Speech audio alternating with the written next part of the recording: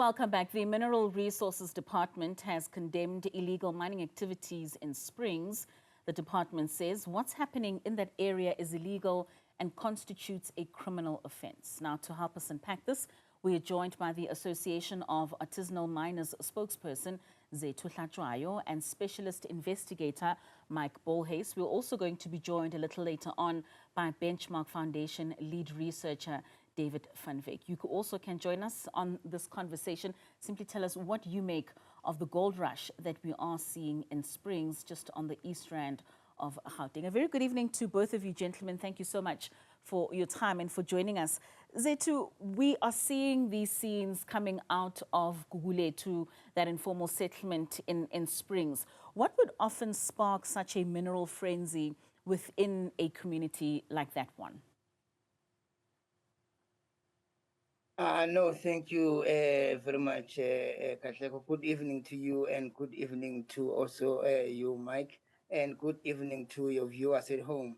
And thank you for the opportunity. I think the biggest, reason and perpetrator of such situations and such sins, it's really the joblessness, the poverty, and the hunger that is experienced by South Africans, and especially communities who are used to be, your former mining host communities. Most of the time, you find out after, the large-scale mining companies have closed down, most of the people remain without any skills, so they will find themselves, being unemployed, sometimes being unemployable.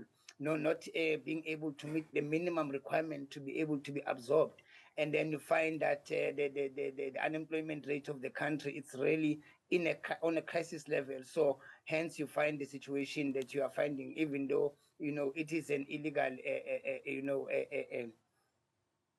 activity. Michael, I mean, Zethu, speaking about this being the remnants of poverty, hunger, and joblessness, especially when large corporations close down and people don't have other options. What do you think are the main criminal activities that are associated with illegal mining operations such as this in Springs? Well, I agree fully with the previous gentleman's statements, and with that brings about any and all other crimes that follows. So due to poverty and due to ignorance, illiteracy, unfortunately, many of those people will be extorted, abused, misused, and will be pulled into other forms of crime, like robberies in the area, gangs and cliques, getting involved in drugs, prostitution. They'll be exploited in so many ways, even sometimes used as hitmen and or committing violent crimes, and any of the crimes that our country knows of, they could get involved with. And then obviously, as we later probably going to talk about authorities, many a times the authorities get involved as well, and they run a protection racket, and it's just a total, absolute abuse. In these criminal elements or groups, you will find leadership, you'll find, let's say, captains and lieutenants.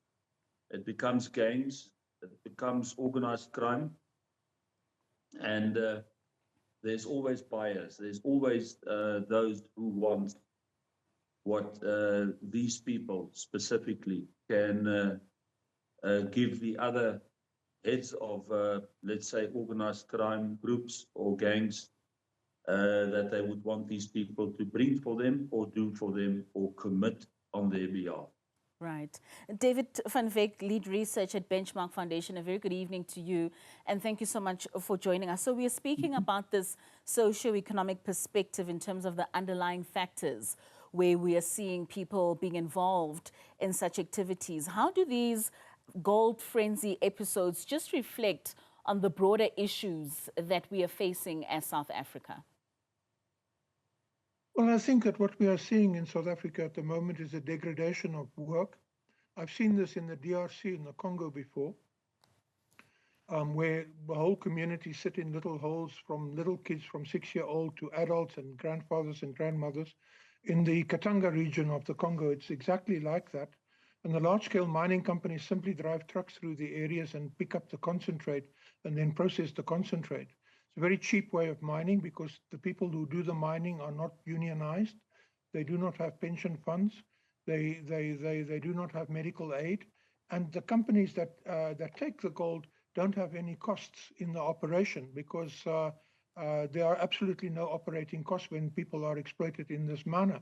And so I think that we need to look beyond these groups for who is behind the degradation of work in this country. And the unions have been warning for a very long time that labor brokers and subcontractors and so on, which have undermined the large-scale unions and so on, are to blame for the situation that we find ourselves in, both with regard to unemployment and with regard to the rise of illegal mining or so-called illegal mining and so on. Now, you need to regulate and you need to establish laws that control artisanal mining. You need to set up a central buying agency for the gold of artisanal miners so that there are no criminal elements that buy this gold from the artisanal miners, and so that we can also then demarcate where artisanal miners operate and where they don't operate, so that there's some clarity as far as this is concerned. We cannot forever think that we can solve this problem with the police and the military. People are unemployed, people want jobs, people have been excluded from mining since 1886, and in fact 1868 when diamonds were discovered, because it was only actually white people that were allowed to mine. Black people were not allowed to mine other than as cheap labor. And it's time for us to begin to create a situation where black people can participate in the economy beyond just being cheap labor. I really want us, as we continue with this conversation, to get more into looking at the authorities that are involved, and most especially those large-scale companies that you are mentioning that come in and just pick up the concentrate and really don't incur any operational costs, but of course are making more profits out of this entire situation. But when we hone in, Zethu, particularly on illegal mining and artisanal mining, maybe let's just try and differentiate the two. And what are some of the challenges then that are faced by artisanal miners in situations where illegal mining takes place? Well, if you define the word entrepreneur, it's someone who takes risks, someone who works in very difficult situations, someone who puts in hard labor. You know, the only entrepreneurs around are, in fact, in South Africa, are in fact taxi drivers, taxi owners, and small-scale miners, which are the only two real completely black-owned enterprises in this country at the moment. You know, all the other enterprises are 7%, are 27%. But you know, these are genuinely people of African descent that are operating here. Now, the question is, we need to create the conditions within which they can operate safely and without the crime that is there. We need to actually remove the guns from the scene. We need to remove the illegal buyers from the scene. We need to move the syndicates from the scene. You know, and big phone keeps on ringing every 5 minutes. I'm sure it's about the same story. But you know, we also need to repurpose mining towns. We cannot continue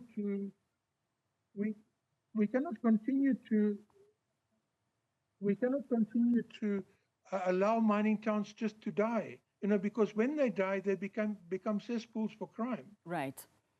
Maybe let's just let you be able to fix the issues that you're having there, David, with regards to the calls that are coming in. Like you mentioned, so many people want your input with regards to this. But Zethu, on the same issue with regards to artisanal mining versus illegal mining, being on the ground with those artisanal miners that face those challenges on a daily basis, what would you say really you would highlight as the challenges that you face as artisanal miners within environments of illegal mining?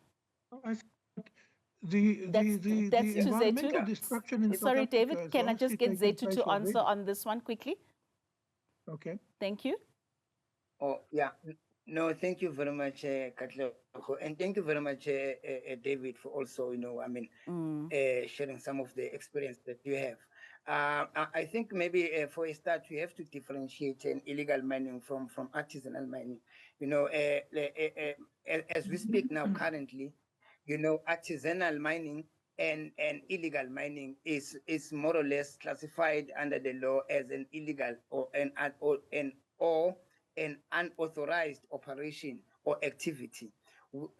For you to be mining under the legal regime, you have to be operating under a small scale mining permit, which is covered by the law. So unfortunately, what is happening in Springs and along, in many communities that you find the people that are mining the way they are trying to try and just sift or try to scrape whatever is remaining on the ground, that on its own, it is an illegal activity. And it means that the people that are undertaking this activity should be also assisted. I mean, this is a call for help. It means that they should be, and I'm glad also, maybe just to mention and to give a context. We've assigned a fact-finding mission to Springs under the leadership of our deputy chairperson and also the regional coordinator there, my brother Nkosi, and also my brother Tabo, who did engage with the community as well. And only to find out that that land belongs to the people or to the community, but it is the process that they must be assisted so that they can be able to follow the necessary legal step under the law or under the regulation, so that they can be able to have an agreement or to have an agreement between the people who own the land and the artisanal miners, or people who want to participate in the sector or want to mine under the legal regime. So as NAM, we have conducted that fact-finding mission, and we have also established a link and network to those communities so that you can be able to assist them, because what is currently happening is an illegal activity, and the law has to take its course, because you understand that before you can also mine, you have to ascertain that the area that you're mining should not be just next to the communities. I also find out that there is crawls that are there, so we have engaged with some of the leaders that side through the leadership of Gauteng. But the distinguishing factor is that for us as members of NAM, we have already formalized ourselves. We have already registered ourselves to legal entities, and we don't mine everywhere and anywhere, and we don't mine without the consent of the people that are owning the land. So those are the legal steps, and of course, working hand in hand with the authorities or other institutions such as your DFFEs or your DMPR, because there are trainings that are offered to artisanal miners or small scale miners. So as NAM, it has been our stance to say we want to support the regulation and integration of already formalized branches of artisanal miners or small scale miners who want to work under the legal regime and be assisted, because the biggest hurdle that will make people to be participating in this kind of activities is the steepness or the price that you have to pay for the consultations, or to have environmental consultants, or to have environmental guarantees in place before you can mine. So that red tape that has been a biggest barrier for artisanal miners who want to work under the legal regime. But I think there are also progress and progress that has been taken by NAM and also other institutions such as the mining incubators that have been established somewhere, some of them in Mpumalanga, whereby it's there to try and curb and assist communities or artisanal miners who want to work under the legal regime but are facing the barrier or the challenge of having enough funds or money to be able to pay for the environmental studies, and also to have rehabilitation guarantees set aside. But that it's going to be assisted. But also, I think there's been a call also by DMPR to say that they are going to be advertising funds that are going to be available to artisanal and small-scale miners,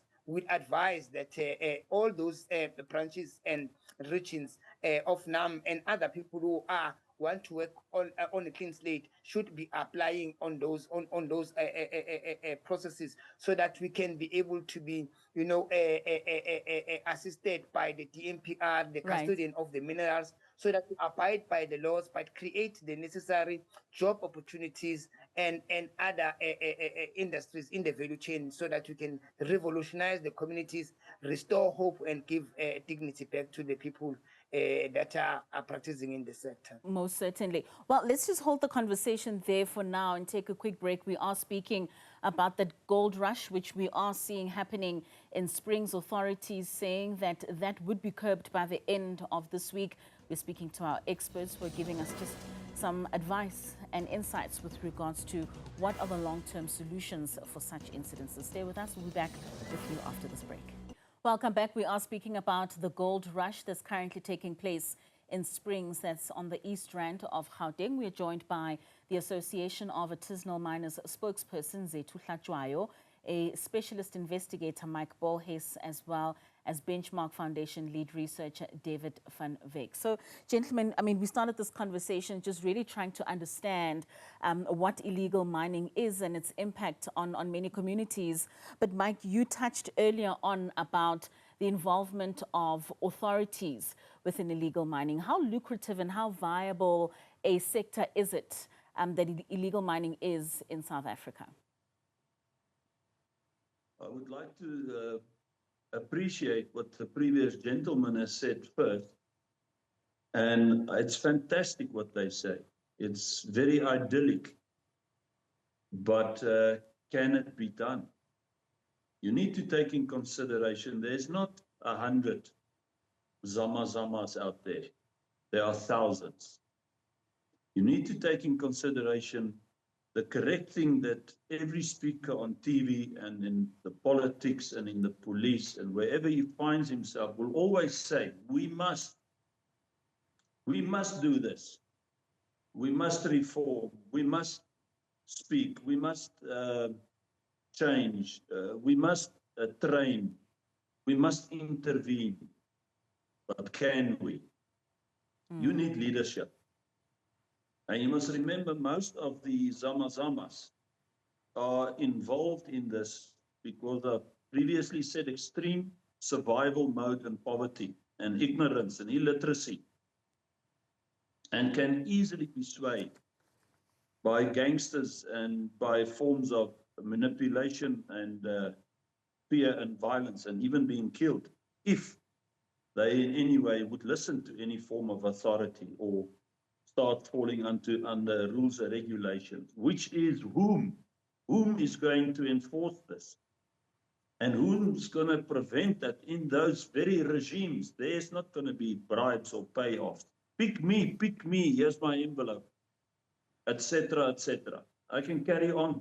We've seen this how many times. I unfortunately cannot agree with them.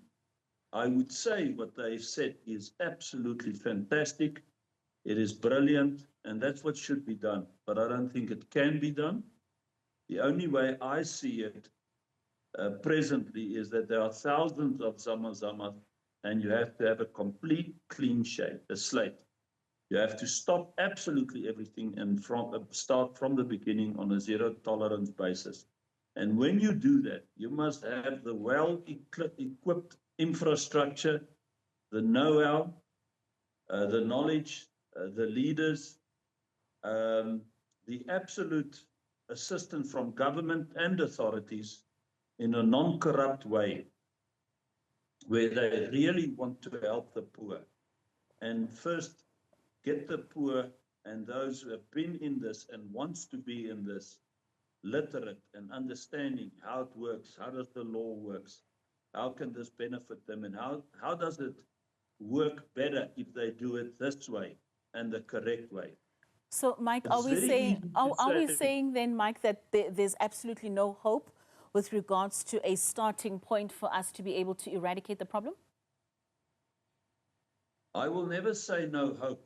I will always say, as I've just said, if you cannot have an idea of how to change things if you don't have the people that can do the change and bring the change about. That is, like myself and the speakers here, who have the knowledge and the know-how and how to do it. But we need hundreds of these gentlemen and of myself in this involved, and from government and from authorities.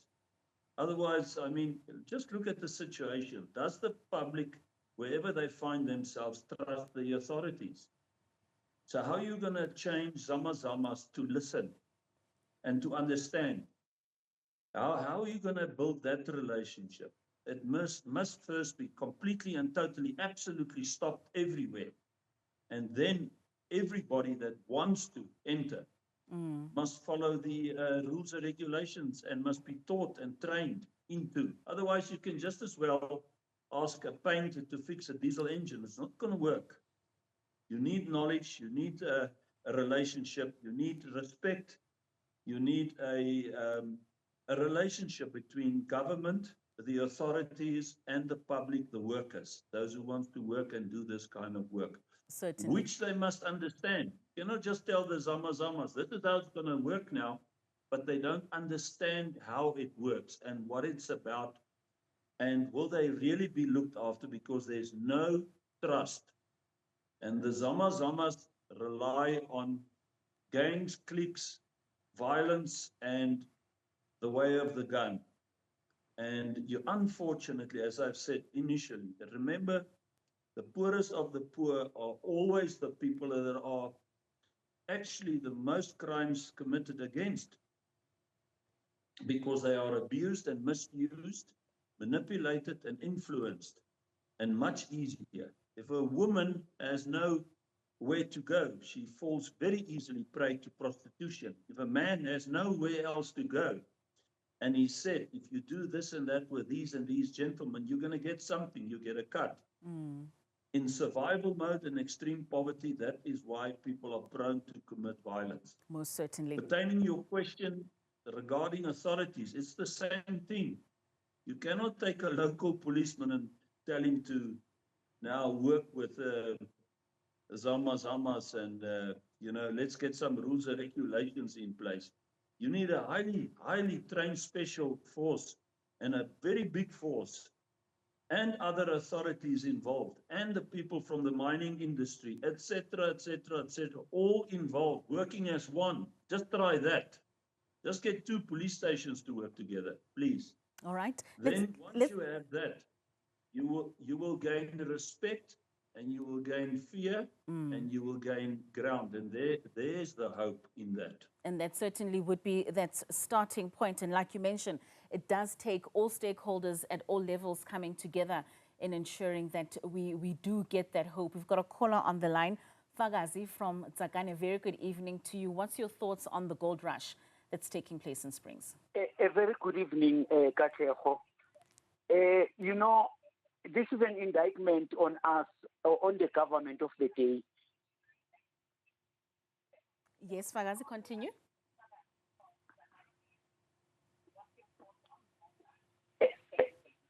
A very good evening, Katlego. This is Fagazi from Extension 15 in Tsakane. My comment is that this is an indictment on the government of the day. People are hungry, people are unemployed, people are desperate. This is as a result of desperation. People are breaking the rules. Yeah, people are hungry, and this is wrong, but people have no choice. I think the desperation is driving people to do wrong things. The issue of the Zamazamas is a problem. No, it certainly is. And like you say, many of those socioeconomic issues that affect millions of South Africans are leading people into spaces of survival and desperation. Thank you so much for your comment this evening, Fagazi. David, if we bring you into this particular point of the conversation that Fagazi just mentioned, that this is an indictment on government, it's a result of desperation. And he said, although it is illegal, people are still resorting to such. We saw when some of those authorities arrived in Tsakane, that didn't even deter the people from stopping what they were doing, although it is illegal. Do you think we still need some level of education and awareness for people to understand how dire a criminal activity this is? Well, I think that we've got 260,000 mine workers who have lost their jobs in the last 20 years. We have 44 billion rands in unpaid pensions to those mine workers, not to speak of unemployment benefits, disease benefits, and other things which have not been paid by the industry to people. Now, that is the source of the poverty and the inequality and the chaos that we are seeing on the ground around mining. We've got 6,200 abandoned mines, abandoned by companies who absolutely break the law as far as mine closure and rehabilitation is concerned. They have no respect whatsoever for the government.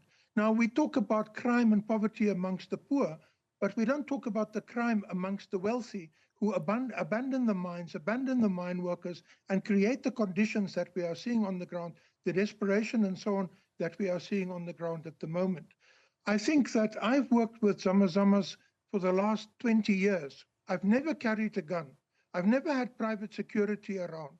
And wherever I go, I ask them, what do you want? They say, we want to be regulated. We want to be legal. We want to be registered.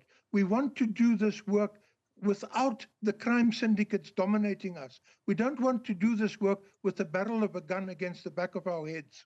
That is the guys who are doing the digging. Now, for some reason, we never see the action on the surface against those people who live in Sandton and Houghton and the leafy suburbs of Cape Town and so on, who are making the money out of this illegal gold. It's just like the drug trade in Cape Town. We can never get on top of it because we never actually get to the people who run the show. And I think that is what we need to address in this country. An illegal miner gets 6,000 rands a month, which is about half of what a normal mine worker gets, has no medical aid, no pension, not anything else. You know, it's desperate work that they are doing. And really, there are ways of doing it. We're in a country that is in a transformation. Large-scale gold mining is coming to an end. We have to accept the reality. Large-scale diamond mining is coming to an end.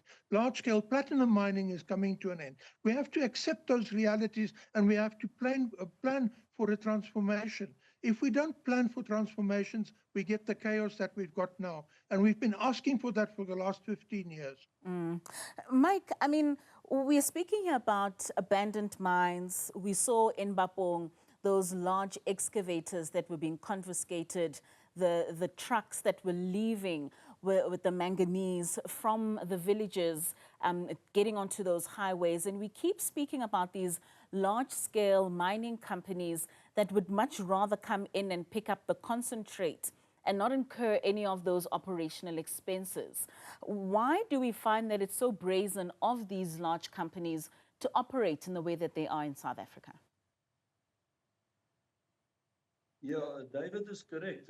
David addressed the upper echelon issue. I addressed the lower level. David is absolutely hitting it on the head, and that is what needs to be addressed. There's so many things in this conversation that absolutely makes sense and needs to be done. But my concern, once again, is who is going to do it.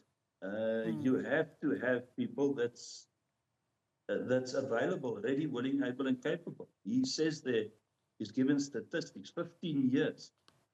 I mean, your very question is an answer in itself.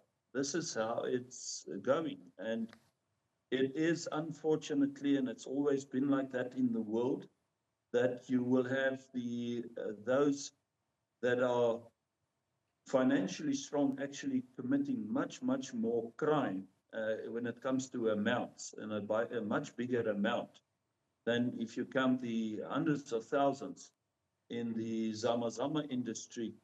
Now that you know what they are getting and how difficult it is for them, and as he said, that they want to be, but on the other hand, they have no other choice where they find themselves being in an illegal situation. You will find that amounts all not closely to the amounts that is wrongly accumulated by those that just abandon the mines, abandon the people, just absolutely abuse the complete system and not seeing it through and bringing about change. Those are the people that should be in this conversation. And those are the people that should come back and, or those who are presently in a similar situation should stand and do something about it. But when you have so much money, and especially in the mining industry, if you walk away and you just cut your losses and you just rely on the cheap labor and abuse that situation, you are committing a bigger crime because you know more and you know what is wrong. You know what you're doing is wrong, and you are basically like so many industries in the world using the poorest of the poor to knit the most expensive carpet.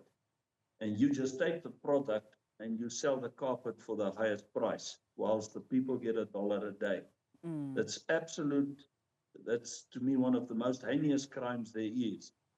And I agree with David, that should be, and we will send out a project about this conversation today, because I've also learned a lot, and I would like to make the public and the government and SARS and all the infrastructure authorities aware of this problem. And these problems needs to be addressed from the top first down to the Zama on the ground. Most certainly. Zethu, at the State of the Nation address, we heard the president coming in and touching on the issue of illegal mining, particularly with the activities that we've seen in Gauteng. And he spoke about the deployment of the SANDF to assist the South African Policing Service. Do you think this will be the first step in assisting in eradicating the illegal mining that we often see in our country?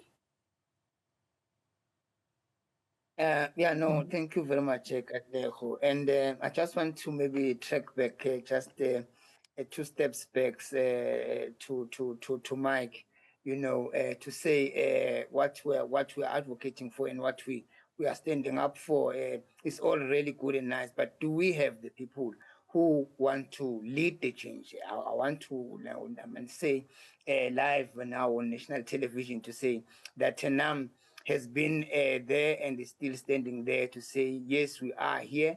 We want to lead the change. And fortunately for us, and we must also maybe commend and say there are men and women at the DMPR. I think maybe last week already we had a meaningful meeting and engagement with the national office as well as with the regional ASM directorate, to discuss how do we fast track the processes of ensuring that permits are issued, to artisanal miners that are under NAM.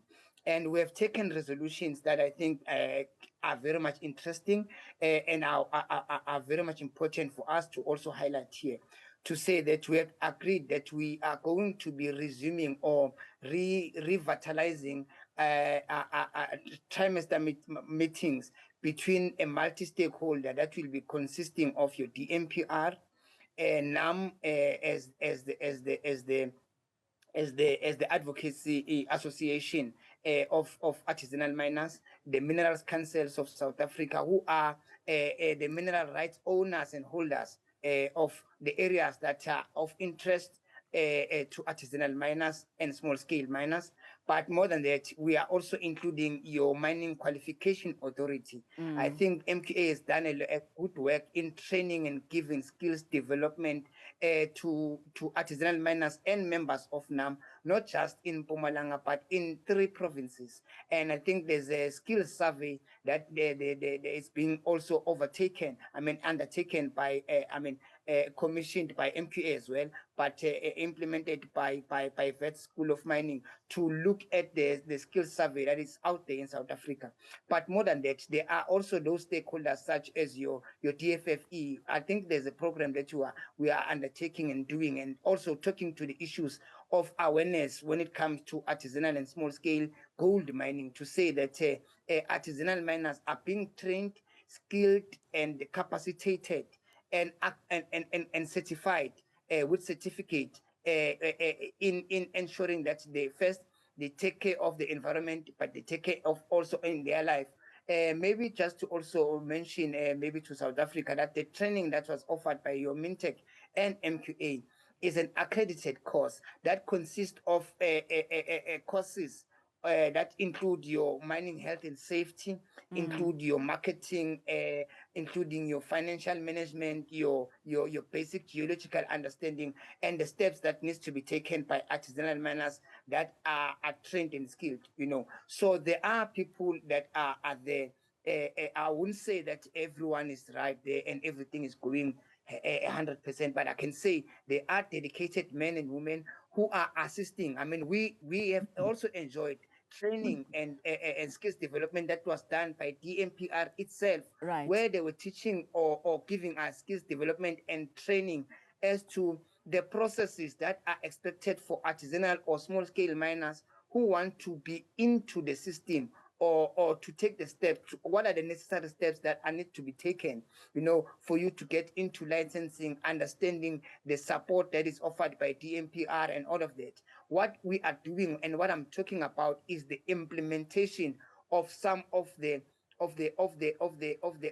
regulation that is already there, so that we can ensure that artisanal miners are mining, under the legal regime, and so that we it have can be also profitable. Unfortunately, Zethu, I'm sorry, I need to cut you off there. We are running out of time. I'm also just seeing Mike just giving some gestures when you're speaking about some of these interventions, that a lot of it does take money. And like you're saying, it's about the implementation. It is already there with regards to what we want to do with regards to policy. But it's about the people that would be coming together, especially at a time where we see the financial and economic impact of the outflows that are coming out of the country due to illegal mining. Gentlemen, thank you so much for your time. That's all we have for this conversation. But like you mentioned, many of the issues that were raised tonight are those which we need to go back into our communities and ventilate for us to be able to come to the right solutions for South Africans. Thank you so much for joining us. So that was Zethu Hlatshwayo, who is the Association of Artisanal Miners spokesperson, specialist investigator Mike Bolhuis, as well as Benchmark Foundation lead researcher David van Wyk.